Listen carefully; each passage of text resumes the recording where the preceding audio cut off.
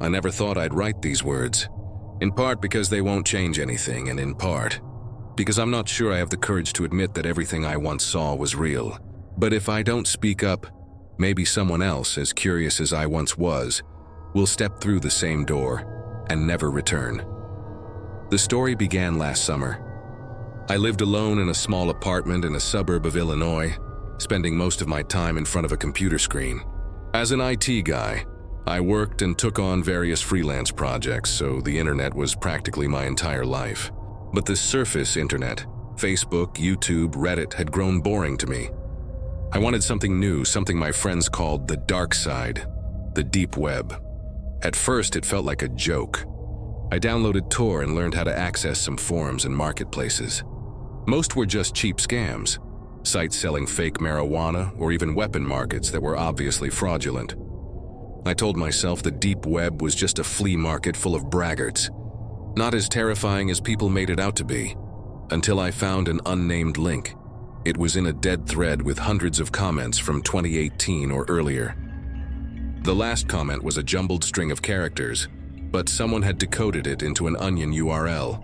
Curious, I copied it and opened it. The page was just a black screen. In the middle was a line of white text written in courier font. "Welcome to the hidden market.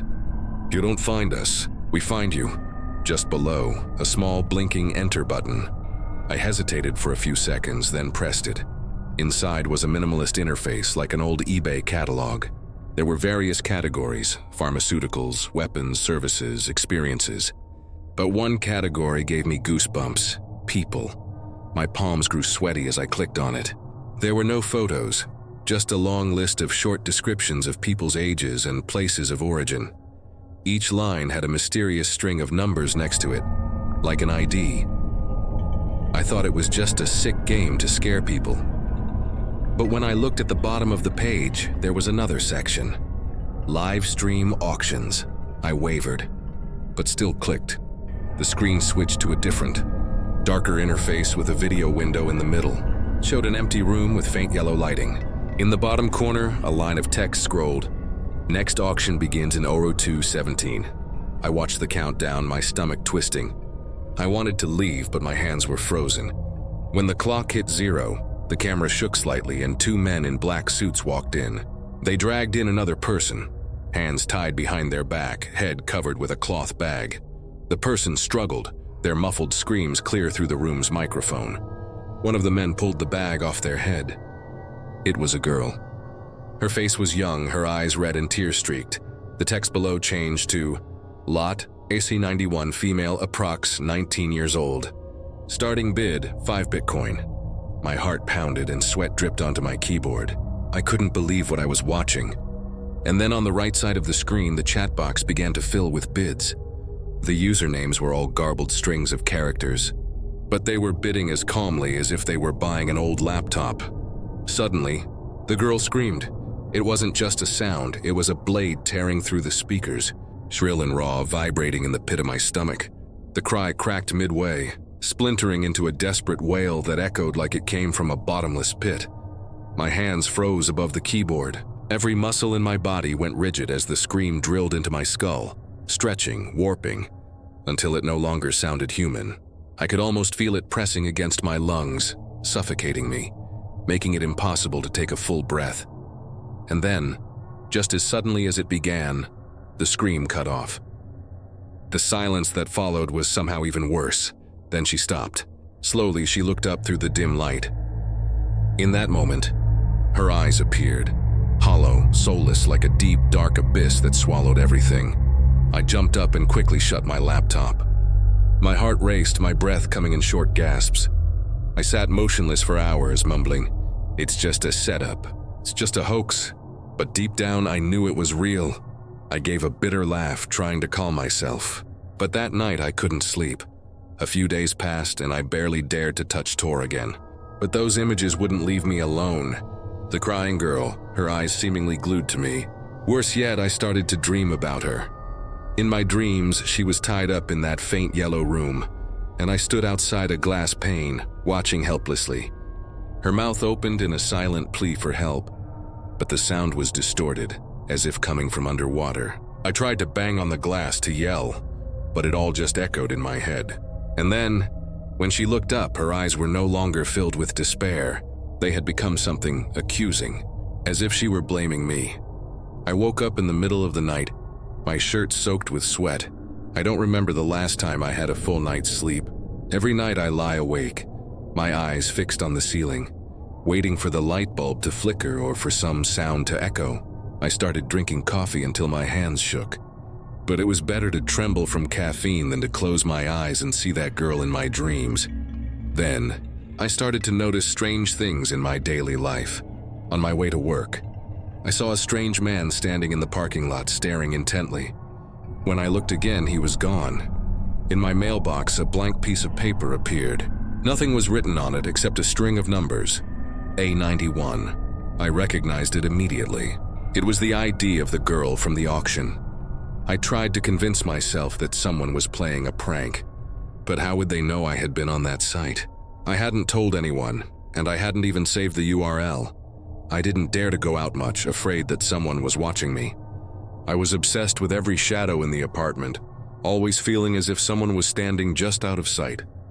I taped over my laptop webcam and even removed the camera from my phone.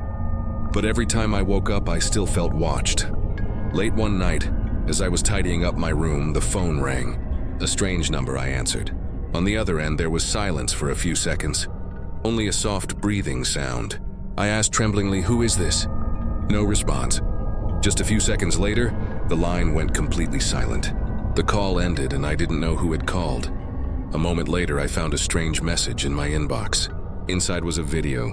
I opened it and my heart seemed to stop. It was a recording from a hidden camera, capturing the entire moment I had just answered the phone. Frightened beyond endurance the next morning, I decided to move out of that apartment and rent another place far from the city center. If you're reading this, never look for the hidden market. Never click on links you don't recognize because you might be the next one.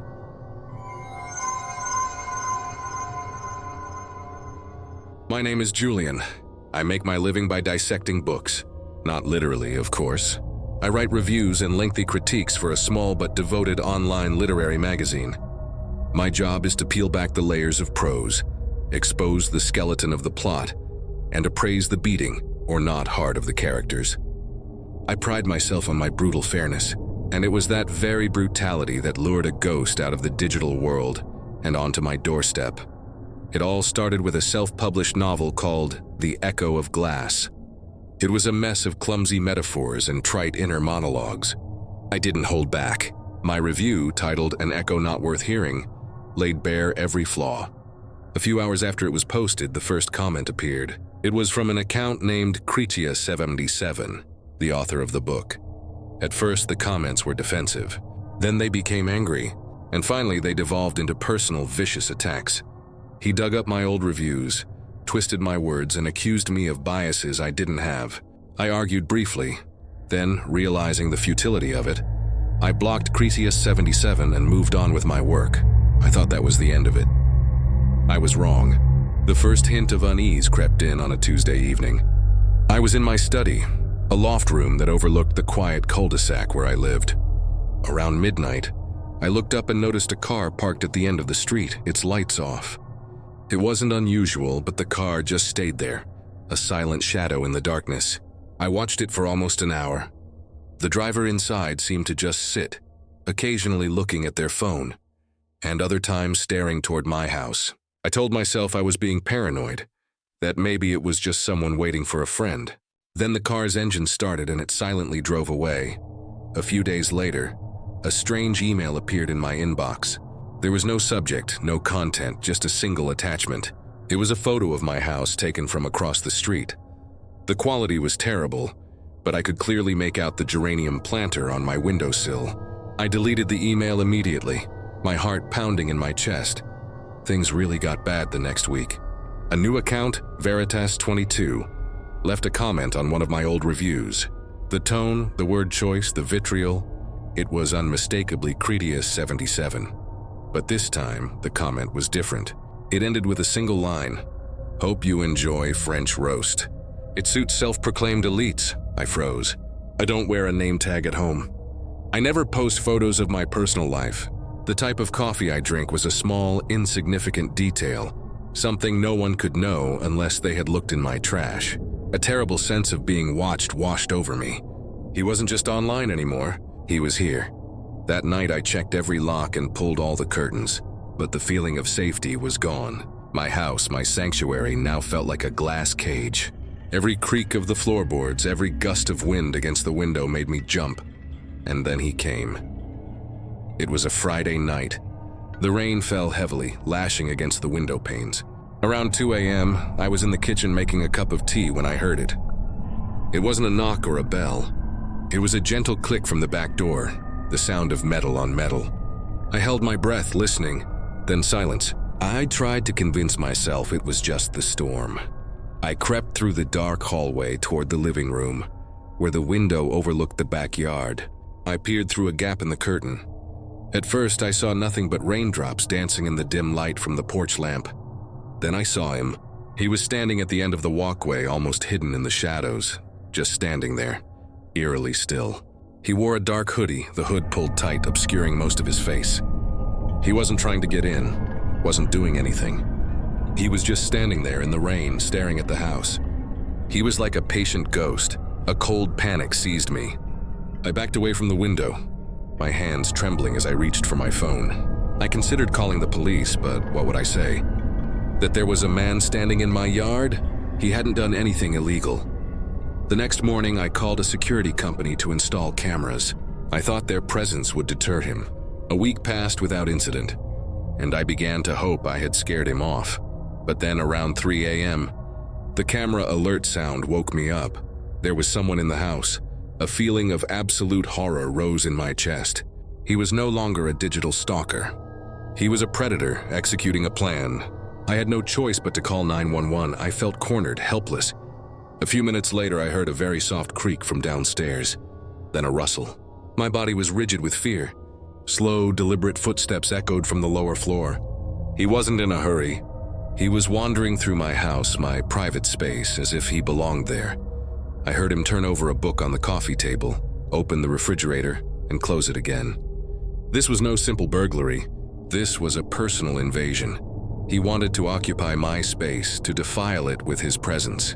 I hid in the closet, gripping a baseball bat. I heard his footsteps ascending the stairs, one step at a time, slow and steady. The door to my bedroom opened. Through the crack in the closet door, I could see his shadow moving around the room. He approached my desk, picking up a manuscript I had been reading. He stood there for a long time in silence, just looking at the pages. Then he spoke, his voice low and raspy, a voice I had never heard yet felt terrifyingly familiar. "Not bad," he whispered. "But you lack emotional depth." That's when I acted. Adrenaline overrode the fear. I lunged out of the closet, swinging the bat with all my might. The blow landed on him with a dry crack. He screamed in pain, stumbled, and fell to the floor, conscious.